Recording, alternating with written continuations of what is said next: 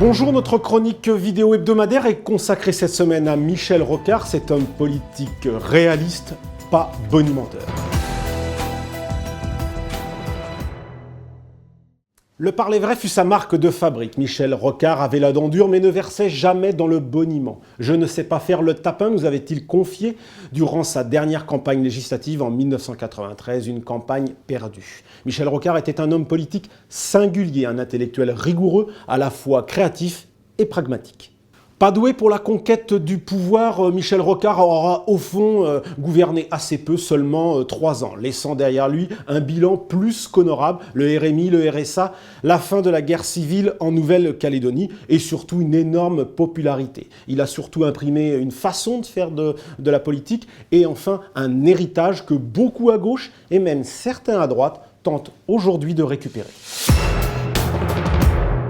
De François Hollande au Mitterrandolâtre Jacques Lang, du souverainiste Jean-Pierre Chevènement à Jean-Luc Mélenchon, l'ami d'Hugo Chavez, de Lionel Jospin à l'européiste Jacques Delors, jusqu'à Nicolas Hulot, tous ont couvert d'éloges l'ancien Premier ministre, tous rocardiens.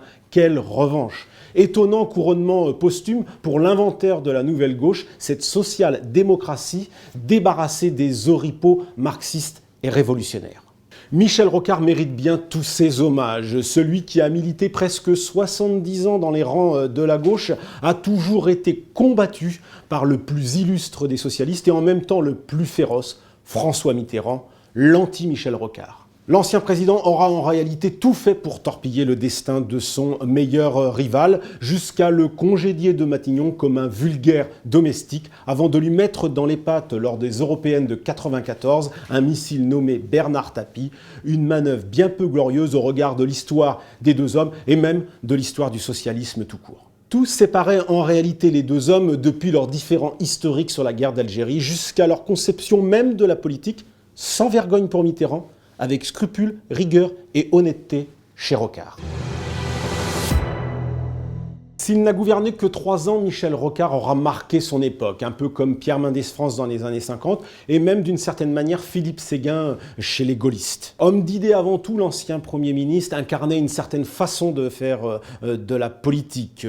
Il refusait la dictature de l'instant et faisait de la politique surtout sans sectarisme. Il a été capable de se mettre au service de Nicolas Sarkozy, d'écrire un livre avec Alain Juppé sans barguiner sur ses convictions ni sur son exigence morale.